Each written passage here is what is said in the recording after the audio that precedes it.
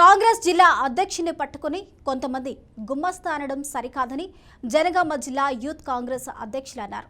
BRS పార్టీకి అమ్ముడుపోయి party పరువు తీసే విధంగా వ్యవహరిస్తున్నారని మండిపడ్డారు. మచ్చలేని కొమ్మూరిని నానా మాటలు అనడం దారుణమన్నారు. చరిత్ర అతను ఒక రౌడీ షీటర్. 2004లోనే అతనికి రౌడీ షీటర్ వచ్చింది.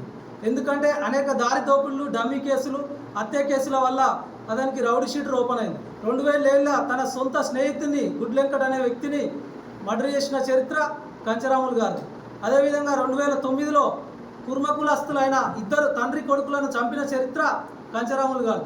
అదే మచ్చలేని నాయకుడు మా కొమ్మూరు ప్రతాప్ రెడ్డి గారు విద్యా సంస్థల కోసం 12 ఎకరాల భూమి దానం చేసిన కొమ్మూరు ప్రతాప్ రెడ్డిని పట్టుకొని ఫ్యాక్షన్ రాజకీయాలని చెప్పడం అది తప్పుగా భావిస్తున్నాం.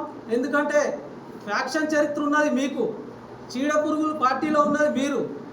సాఫ్ట్గా ఉన్న కొమ్మూరు ప్రతాప్ రెడ్డిని పట్టుకొని మీరు ఫ్యాక్షన్ రాజకీయాలు ఎంకరేజ్ చేస్తున్నారు అనేది తప్పు. ఎందుకంటే మొన్నటి రోజున 24 గంటల లోపే మీరు బంధించిన శ్రీనివాస్ రెడ్డి అతను ఏ విధంగానైతే ప్రెస్ ముందుకు వచ్చి పోలీసు ముందట చెప్పిండో అది మర్చిపోద్దని చెప్పేసి సందర్భంగా తెలియజేస్తుంది.